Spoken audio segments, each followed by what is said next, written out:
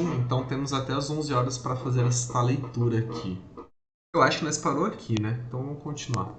A fim de melhor compreender as relações existentes em um grupo internacional, faço uma comparação com as relações pessoais do tipo conjugal. Para isso, discuto o conceito apresentado por Allen, de 2008, da importância instrumental, que consiste em se importar instrumentalmente com os meios, é isso? Importar instrumentalmente com os meios necessários. Deixa eu só fazer um treco aqui, que eu não quero ver quem está me assistindo. Os meios necessários para alcançar um fim, o qual possui valor não instrumental. É o quê? Ela discute o conceito apresentado por esse cara aqui, por Cielme, da importância instrumental, que consiste, esse conceito ele consiste no quê? Se importar instrumentalmente com os meios necessários para alcançar um fim.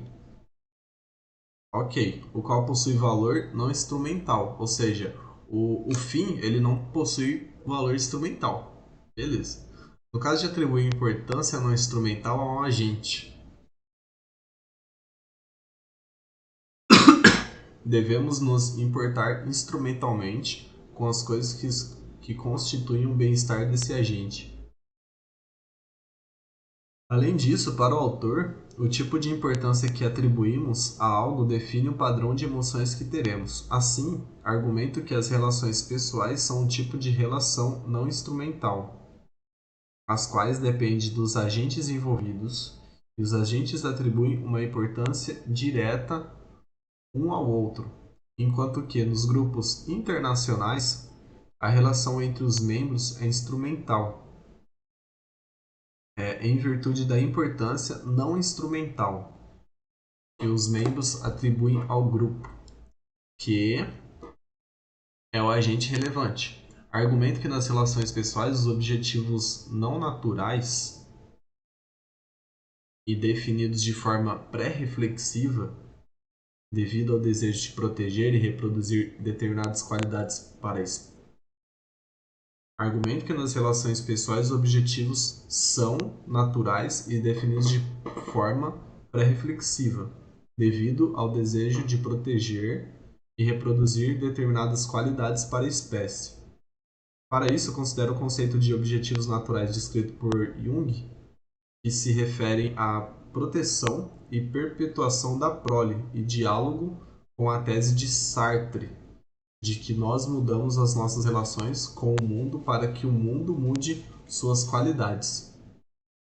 Enquanto que, nos grupos internacionais, argumento que o objetivo é definido de forma reflexiva e é um objetivo coletivo, pois há o desejo de realizar um determinado objetivo coletivamente.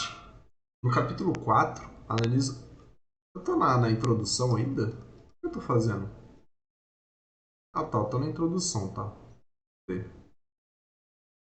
No capítulo 4, analiso como as emoções coletivas constituem a agência dos grupos internacionais. Para isso, faço uma comparação com a atuação das emoções em nossa agência individual.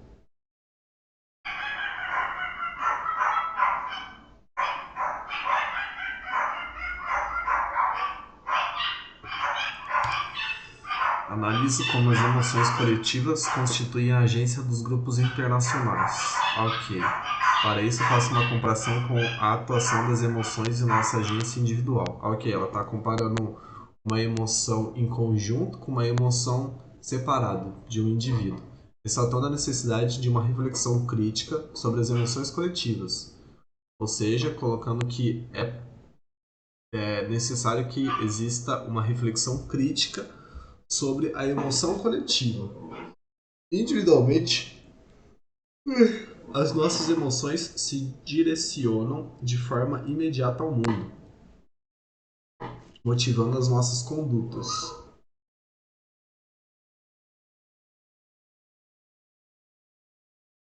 Isso é bem interessante, né?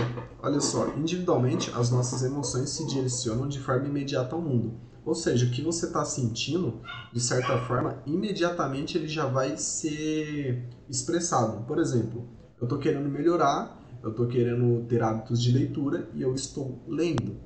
Ou seja, a minha emoção de querer ter um hábito de leitura esse sentimento de querer aprender mais, esse sentimento de querer entender mais as coisas, ele já está sendo direcionado de forma imediata ao mundo. Eu já estou tipo, fazendo uma live, fazendo uma leitura. E isso está motivando a minha conduta, ou seja, essa emoção de eu querer aprender mais, de eu querer entender mais, de eu querer ter esse hábito que eu vejo como um hábito bom, ele está fazendo com que eu leia. Muito bem.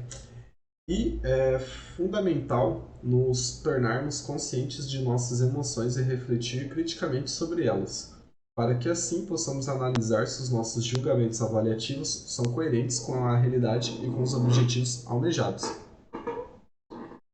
A partir de tal reflexão crítica, podemos direcionar melhor as nossas condutas, organizando a nossa vida. Considerando que as emoções são estados pré-reflexivos, mas que devemos nos tornar reflexivamente conscientes dessas emoções. Ou seja, por exemplo, hábito da leitura. Fazendo uma análise crítica desse sentimento, né, de eu querer entender mais, de eu querer aprender mais, eu tenho que entender também o porquê que eu estou fazendo isso. Existem vários motivos, tipo, um pouco é por ego mesmo. Por exemplo, quando você fala com alguém e você ensina essa pessoa, querendo ou não, essa pessoa te vê de uma forma diferente. Tipo, poxa, ele sabe algo que eu não sei. E nisso, quando você percebe que a pessoa está realmente captando a informação e está, de certa forma, te admirando um pouco por você saber algo que ela não sabe, gera um conforto no seu ego. Então, basicamente, um pouco dessa emoção é isso. É puro ego de querer se sentir bem em ser você e ter coisas que os outros não têm, tá ligado? O que mais que eu poderia refletir sobre isso? Também a questão do próprio ser, né? Tipo assim, eu ter uma informação, eu saber alguma coisa é bom pra mim. Eu entendo melhor o mundo de outra forma, eu vejo o mundo melhor de outra forma, então além desse ego de tipo assim, o outro me ver diferente, eu mesmo me sinto bem com eu, porque eu me sinto melhor e mais, mais do jeito que eu gostaria de me sentir, né? E o que mais que eu poderia analisar sobre isso? E para quem tipo não me conhece tanto, eu passo uma impressão de que eu sei, que eu sou inteligente e tal. E aí também meio que vai para uma questão de ego. Tem mais algum outro motivo? Acho que é esse. Querer ver um mundo diferente, porque sempre que eu aprendo eu acabo tipo olhando para um mundo diferente. Questões de ego, né? De o outro me ver como inteligente, o outro me admirar. E mais? Ahn, Bom, ler o TCC da nuvenzinha é por conta de, tipo, meio que eu falei que eu ia ler e, né, pedir pra ela me mandar e eu, tipo, não ler é meio putaria, né? Tipo, porra, me manda seu TCC, tô querendo ler seu TCC. Aí o cara vai lá, pega o TCC e não lê, né? Então, um pouco também acho que é um pouquinho de caráter e cumprir algo que eu falei que faria, né? Enfim, vamos continuar aqui. E é fundamental nos tornarmos conscientes de nossas emoções e refletir criticamente sobre elas, para que assim possamos analisar se nossos julgamentos avaliativos são coerentes com a realidade e com o objetivo almejados. A partir de tal reflexão crítica, podemos direcionar melhor nossas condutas, organizando a nossa vida. Considerando que as emoções são estados pré-reflexivos, mas que devemos nos tornar reflexivamente conscientes de nossas emoções. No âmbito coletivo, os grupos devem operar tanto com o nível pré-reflexivo, reflexivo, na verdade, não estou falando reflectivo, é reflexivo, quanto com o nível de quanto com o nível reflexivo das emoções. Tá, ou seja, tem que operar com essa emoção que faz você agir sem você nem perceber o porquê você está agindo, e tem que operar pensando também depois que você agiu e está agindo, por que você está fazendo isso. O grupo deve ser capaz de refletir criticamente sobre si mesmo, abrangendo a reflexão crítica sobre a sua condição coletiva.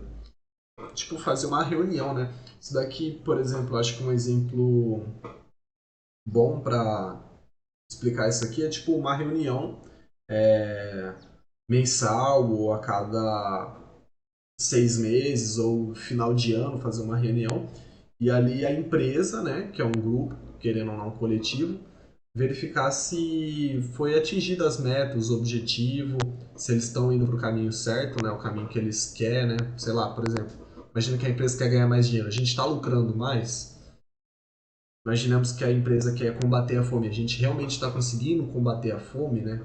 Pode ser um órgão também, né? Enfim, o grupo deve ser capaz de refletir criticamente sobre si mesmo, abrangendo a reflexão crítica sobre a sua condição coletiva, sobre o seu padrão racional de emoções, sua atribuição de importância fundamental e sobre as suas funções e valores para que possamos continuar operando enquanto tipo de agente coletivo que é. Considera a posição de Elm, agora de 2000, né? Se referindo ao texto de 2000, não mais de 2008, sobre a relevância de um agente deliberar sobre os seus próprios valores com base no tipo de pessoa que deseja ser. Considera a posição de Elm sobre a relevância de um agente deliberar sobre os seus próprios valores com base no tipo de pessoa que deseja ser. Isso aqui é meio foda, tá ligado?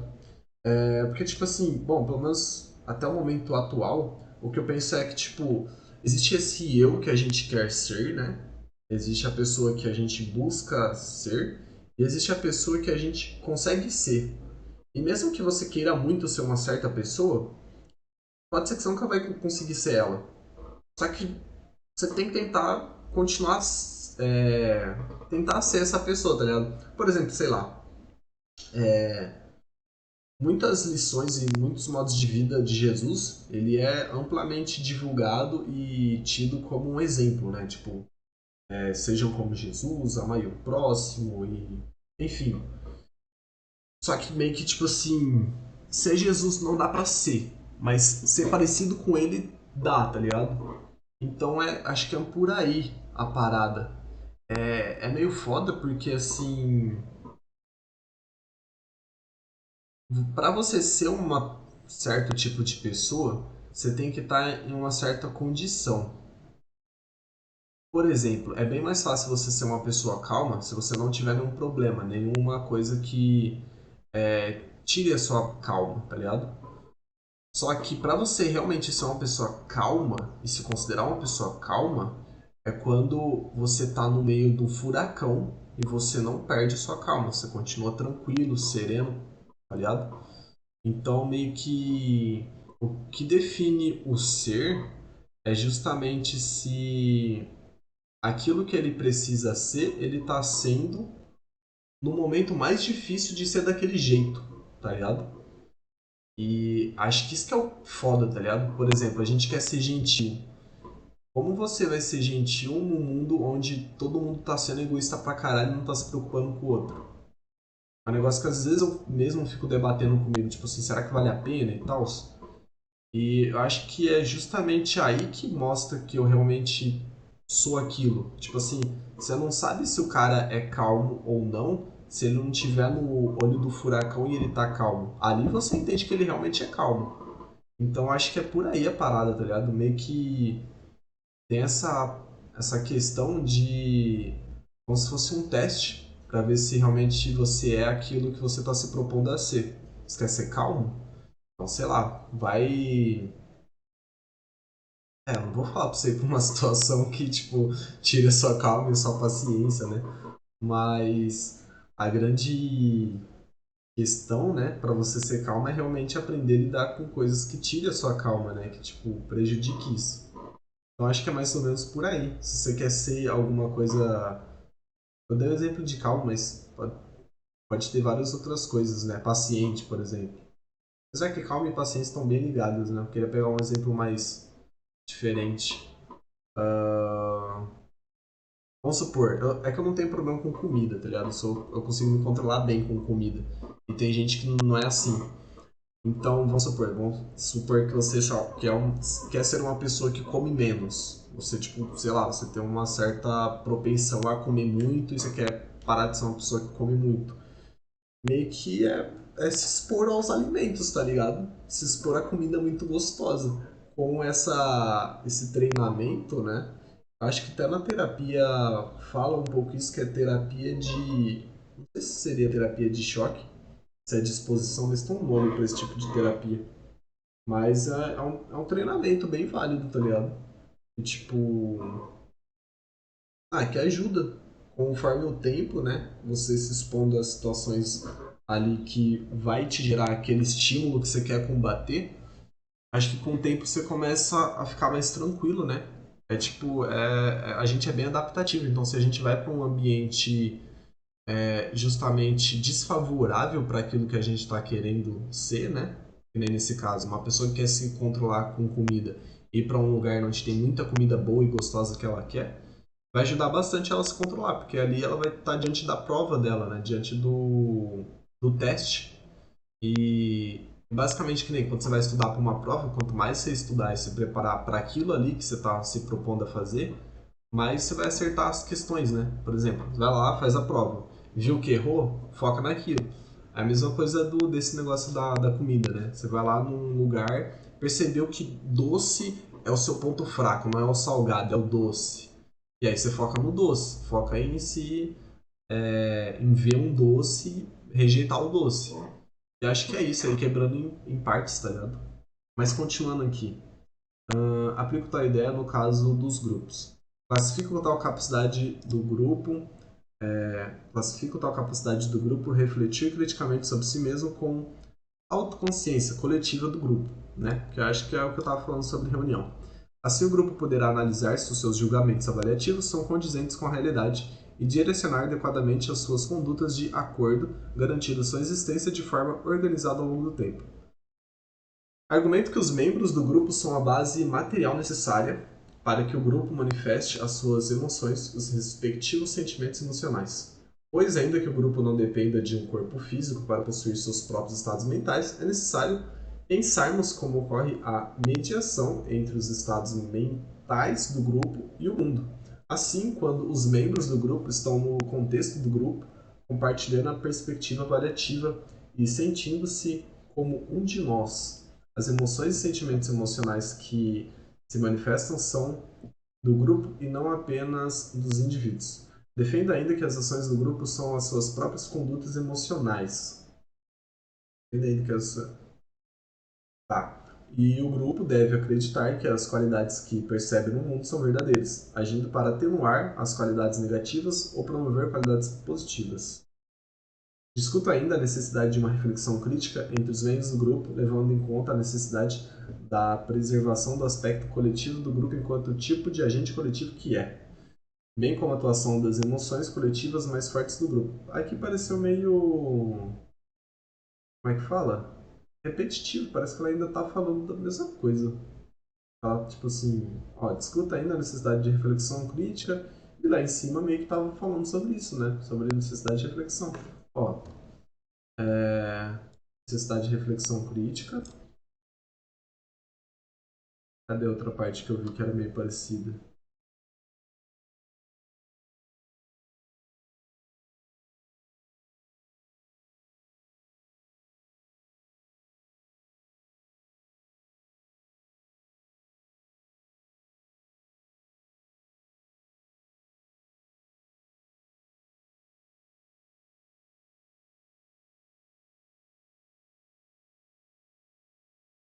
Ela classifica autoconsciência coletiva. Sei lá, parece que ainda tá falando sobre a necessidade de reflexão e tal. Deixa eu até dar um Ctrl F aqui. Deixa eu ver esse negócio. Reflexão.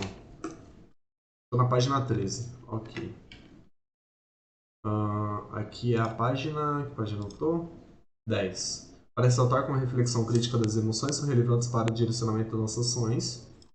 Tá. Capítulo 4, analiso. Reflexão crítica, reflexão crítica, reflexão crítica.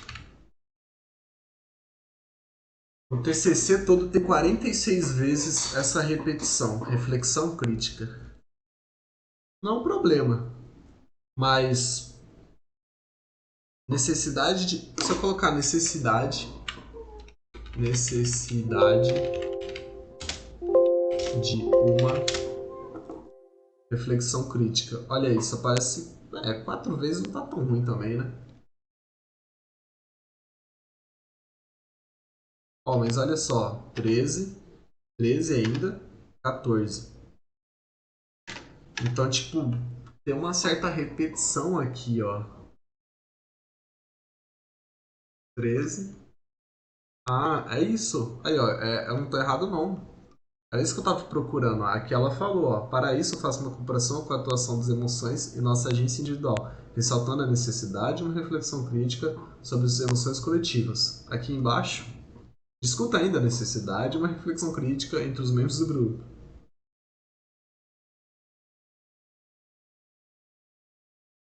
Ressalta, discute, destaca. Eu até me perdi onde eu tava, mas um pouco. Ah, ficou um pouco na mesma pegada, né? Onde que eu parei? Acho que eu estava aqui, né? Entre os membros do grupo, levando em conta a necessidade de preservação do aspecto coletivo do grupo enquanto tipo de agente coletivo que é, bem como a atuação das emoções coletivas mais fortes no grupo. Classifico como ações criativas as ações dos membros que são pautadas na reflexão crítica enquanto um de nós. Isso aqui é interessante, ó. Ela fez uma classificação como ações criativas. As pessoas que vão lá, pensam sobre o objetivo, refletem e caminham para isso, tá ligado? Então é uma ação criativa, ou seja, a pessoa criou ali, né, uma forma de agir. E é basicamente o que eu fiz, né? Tipo, falei, não, vou fazer em live que aí pelo menos fica registrado que eu tô fazendo um negócio, então serve para mim depois falar, não, tipo, nesse dia eu fiz coisas, eu fiz leitura, eu não fiquei só jogando. Também, tipo assim, se alguma pessoa falar, isso aqui também serve de prova pra nuvenzinha que eu tô lendo o TCC dela, serve de prova que eu realmente estudei para algumas coisas, fica registrado. Então, isso que eu fiz aqui de estar estudando em live foi uma ação criativa para atingir o meu objetivo, né? De estudar mais. Então, foi algo que eu fiz pensando também, né? No que eu tava sentindo, no que eu tava querendo. E tá aí. A isso, a nuvenzinha deu o nome de ações criativas. Enquanto um de nós.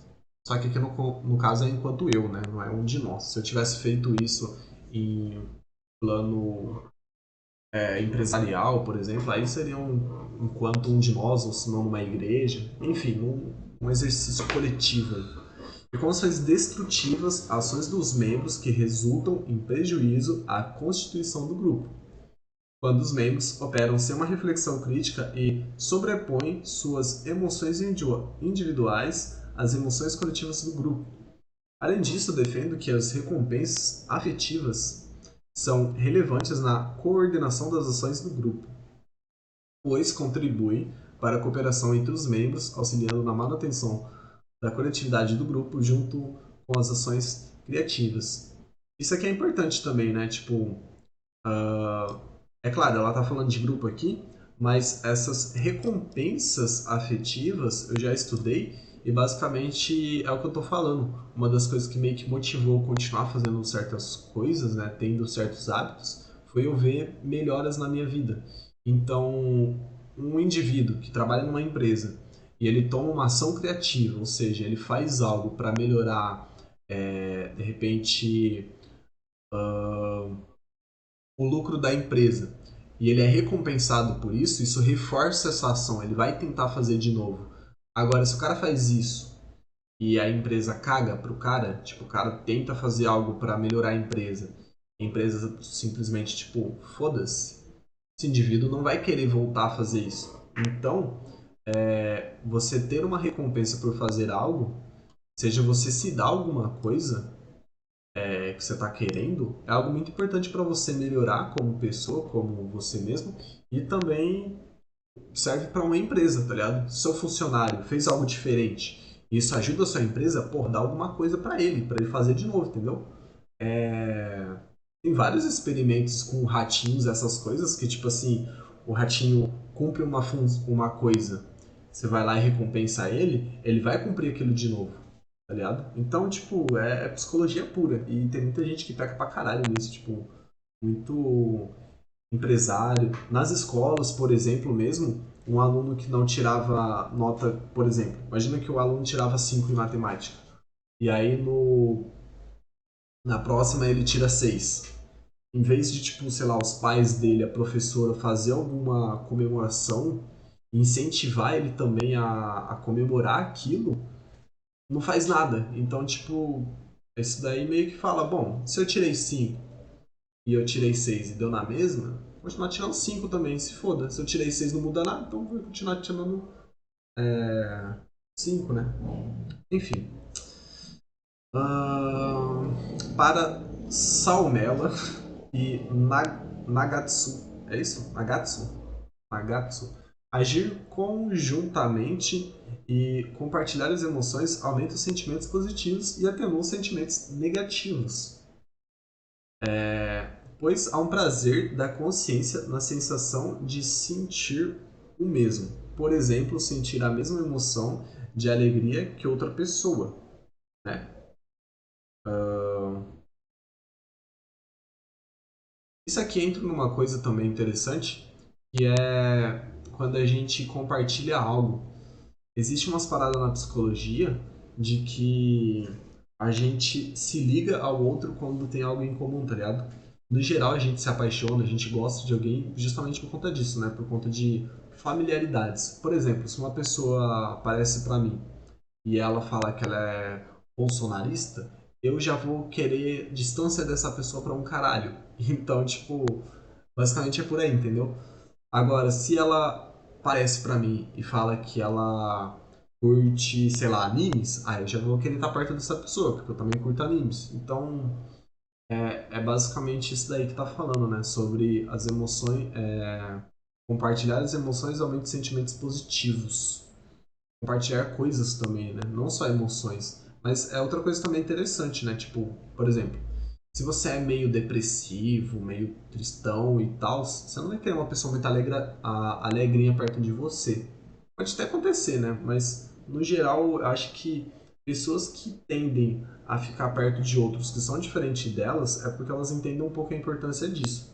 Mas eu acho que, no geral, as pessoas não fazem isso. As pessoas sempre procuram estar perto de pessoas que compartilham das mesmas coisas que ela, falam as mesmas coisas que ela. Mano, eu dei exemplo do bolsonarista, né? Mas, tipo assim, é verdade, né? Tá aí uma coisa que eu acho que eu deveria mudar. De repente, não ouvir bolsonarista, tipo, não que seja um problema ouvir um bolsonarista. O negócio é, tipo, que eu tô querendo dizer. Eu deveria, tipo, olhar mais pro diferente, entendeu? Pra um pouco me reconhecer nele e ver também se eu, sei lá, às vezes até faz sentido. Muitas vezes eu debati e conversei com pessoas que pensavam diferente de mim e eu vi algumas coisas que eu, tipo, não tinha visto, tá ligado? Eu, tipo, nunca tinha parado pra pensar ou reparado. Acho que essa é a importância. Mas é foda porque, assim, muitas pessoas que são diferentes, elas querem que você seja como elas, e aí que eu não curto. E e muitas vezes elas são desrespeitosas com o que você pensa e tudo mais. Uma coisa é você tá conversando com a pessoa e ela, tipo, simplesmente não concordar com você e aceitar o que você tá falando. Outra coisa é ela querer te convencer que o que ela tá falando é o certo. Sendo que às vezes vocês estão falando sobre, sei lá, algo muito abrangente, tipo justiça, o que é certo e errado, sabe? Esse tipo de coisa. E aí que me quebra. Eu, pelo menos, tipo, prefiro estar perto de uma pessoa que não concorde comigo, mas respeite o que eu digo e procure entender. Eu também faço isso, tá ligado? Agora, se a pessoa pensa diferente de mim e ela quer que eu pense como ela, aí eu já descarto essa pessoa, né? Porque aí, sei lá, pra mim é muito burrice você tentar colocar a sua lente no outro. Tipo, meio que o tanto de experiência que você teve que passar, o tanto de coisa que você teve que aprender, o quanto de coisa tem na sua genética, pra você querer, tipo, falar pro outro que o que você tá falando tá certo, tá ligado? Tipo assim, mano, o outro, tipo, é como se estivesse, sei lá, no 11º andar falando pro cara que tá lá no térreo simplesmente dar um pulo e aparecer do seu lado. Tipo, não vai acontecer, tá ligado? Ele tem que ir passando cada etapa meio que você passou para às vezes chegar no que você tá falando. Então é bem difícil convencer o outro do nada, convencer o outro que você tá certo, sabe? Tipo, tem algumas técnicas e tal, mas Acho que é perca de tempo, você ficar tentando convencer o outro que você tá falando é certo. É mais fácil você procurar só refletir um pouco sobre o que o outro tá falando, se ele for diferente de você. E respeitar, né? Também. Bem importante. Além disso, defendo que as recompensas afetivas são relevantes na coordenação de ações do grupo, pois contribuem para a cooperação entre os membros, auxiliando na manutenção coletiva, passando a agir conjuntamente, compartilhar emoções, aumenta os sentimentos positivos e atenua os sentimentos negativos, pois há um prazer da consciência na sensação de sentir o mesmo. Por exemplo, sentir a mesma emoção de alegria que outra pessoa. Assim, quando os agentes se sentem afetivamente recompensados em uma ação conjunta, eles tendem a se engajar mais vezes no futuro em outras ações que possam gerar as recompensas afetivas. Argumento que para que as recompensas afetivas auxiliem na coordenação das ações do grupo, os membros do grupo devem sentirem-se efetivamente recompensados quando agem conjuntamente enquanto um de nós, sendo capaz de expressar as emoções coletivas e de perceber tais expressões uns dos outros. Acho que isso aqui casa muito bem, isso aí que tá falando, sobre a questão do torcedor, né? O cara que vai no estádio, veste lá a camisa do time dele, e aí o time dele marca gol e tá todo mundo comemorando, tipo assim, ele tá ali sentindo aquela comemoração do time dele ter feito um gol e os caras tudo do lado, a galera toda tá na mesma vibração. É mais ou menos isso que tá falando. Desse modo, para discutir o papel das emoções coletivas na constituição e agência de grupos, farei um vínculo entre duas posições centrais para este trabalho. A ótica existencialista de Sartre, de que as emoções... Eu falei que eu ia ler até as 11, né? Tá quase chegando. A ótica existencialista de Sartre, de que as emoções são uma forma organizada da existência humana. Isso aqui eu gostei bastante, sabe? Que as emoções são uma forma organizada da existência humana. Eu achei muito bacana isso, porque realmente, sabe, tipo, eu acho que existe uma organização muito interessante em várias coisas, né? O corpo humano mesmo, ele tem todo... Tinha umas medições que os caras faziam lá, que tipo, você pegava a palma da mão e dava tipo dois trecos assim. Tem umas medições a respeito do corpo humano. E a vida no sentido... A vida em si, como que eu posso explicar isso? Porque a vida é um negócio muito abrangente. Acho que a forma de vida, ela tem uma certa organização. A física mesmo mostra isso, sabe? Tipo, o nosso próprio pensamento, ele é esquematizado de uma certa forma, sabe? Tipo, as coisas... eu não sei, talvez eu possa estar falando isso também porque o meu cérebro, ele permite que eu veja as coisas de forma padronizada, né? Então, sei lá, talvez seja meio maluco. Mas parece existir uma padronização, né? Tipo, bom, pelo menos ouvindo os caras que manjam de física, eles falam que se tivesse um pouquinho meio que errado a parada lá da gravitação, tipo, não ia ter todo o sistema solar, tá ligado? Não ia estar acontecendo tudo esses planetas girando em torno do Sol. Por conta de uma paradinha que tivesse errado, tá ligado? Tipo assim, meio que parece que foi milimetricamente calculado as paradas. O Pirula, acho que ele fala isso, né? Tipo, meio que é só a impressão que a gente tem, né? Tipo, quando acontece alguma coisa. Ele dá um exemplo num podcast que eu vi. Ele falava, tipo assim, que imagina que você tem uma casa e tá tendo uma goteira e essa goteira tá existindo porque... Como é que ele explicou? É tipo, você tem um teto e aí, tipo, tem alguma coisa pingando e é justamente onde o teto tá furado. Se não me engano, era essa a reflexão que ele fez. E você vai falar, caralho, tipo, olha que coincidência incrível. Tá pingando justamente onde tá furado. E aí ele falou que, tipo, a gente vê isso, né? A gente fala isso, porque realmente deu essa coincidência, né? Só que se não tivesse acontecido isso, a gente não ia falar isso. Tipo, se estivesse pingando numa parte que a telha não tá furada, a gente não ia falar, tipo, caralho, tá pingando exatamente numa parte que a telha não tá furada. A gente só fala porque, tipo, coincidiu que, porra, podia estar pingando em qualquer lugar, mas tá pingando exatamente na onde que tá furado. Então, sei lá, são só pensamentos aí, formas de ver diferente essa coincidência, né? Eu acho que a coincidência tem isso. Tipo, tem um cara que fica, caralho, olha só que coincidência. Tem um cara, tá, se não fosse coincidência, a gente não ia estar falando, né? E continuando aqui. E a emoção principal de se importar é apresentada por Elwin. Espera que eu me perdi, vamos voltar um pouco. Desse modo, para discutir o papel das emoções coletivas na constituição e agência de grupos, farei um vínculo entre duas posições centrais para esse trabalho. A ótica existencialista de Sartre, de que as emoções são uma forma organizada da existência humana. Isso? Humana. E a emoção principal de se importar é apresentada por Elmer. A emoção principal de se importar. Defenderei que a nossa existência é organizada em virtude de emoção principal de se importar. Defenderei que a nossa existência é organizada em virtude da emoção principal de se importar. Tá. Considerarei também a tese de Schmidt de que as emoções constituem a nossa forma de agir e são uma forma de raciocínio prático. As emoções são uma forma de raciocínio prático. Na verdade, as emoções constituem, né, a nossa forma de agir e são uma forma de raciocínio prático. Meio que você está praticando a sua emoção, velho.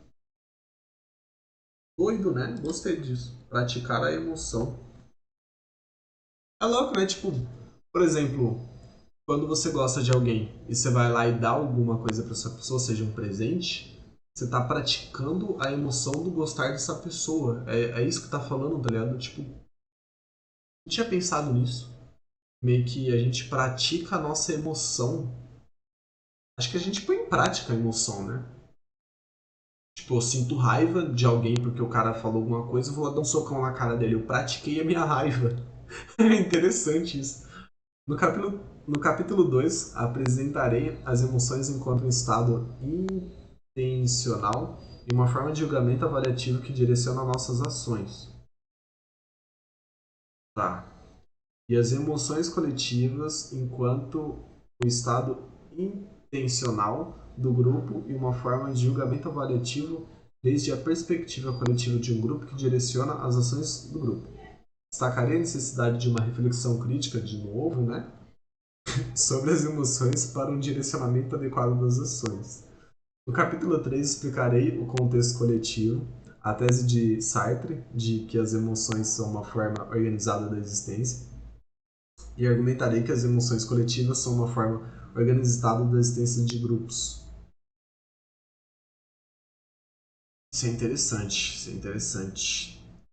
Pensei agora num xadrez aqui, tipo o grupo cavalo que ele se move em L, o grupo bispo que se move pelas lateral, o grupo como é que fala? Peão, né, que se move só pros ladinhos. Meio louco isso aí, meio louco. Tipo, é uma. Porque eu pensei no xadrez, porque o xadrez ele tem essa regra, né? Então é como se os grupos coletivos tivessem regras. Essas regras são as emoções e o que eles estão querendo atingir. Por exemplo, o cavalo, a regra dele é andar em L. Ou seja, a regra de um grupo que está querendo combater a fome vai fazer isso. Ela vai agir naquelas pessoas que estão com fome. Então, ela vai andar para onde? Ela vai andar para onde tá tendo fome. Então, caralho, tipo, imaginei um mundo agora como um xadrez, mano. Que maluco. Destacarei a necessidade de uma reflexão crítica sobre as emoções para um direcionamento adequado das ações. No capítulo 3, aplicarei o contexto coletivo à tese de Sartre. Ela vai aplicar um contexto coletivo à tese de Sartre, de que as emoções são uma forma organizada da existência. E argumentarei que as ações coletivas são uma forma organizada da existência de grupos.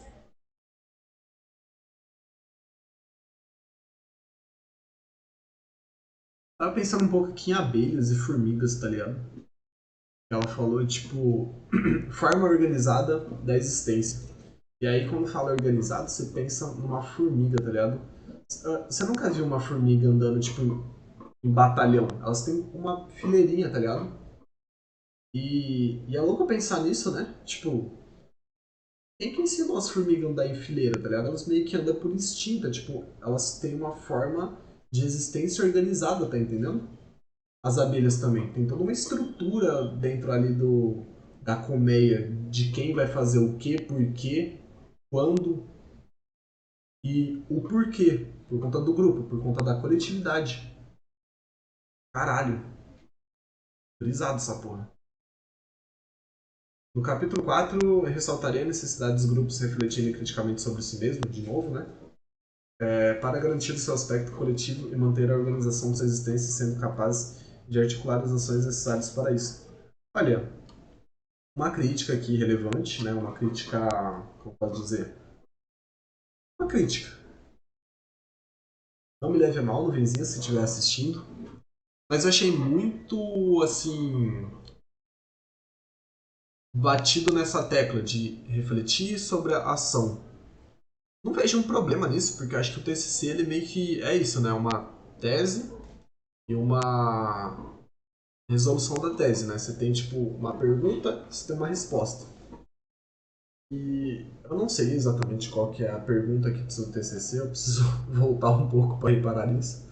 Mas parece que a resposta é essa. A resposta é pensar sobre as suas emoções de uma forma crítica para entender se você está direcionando certo as suas ações.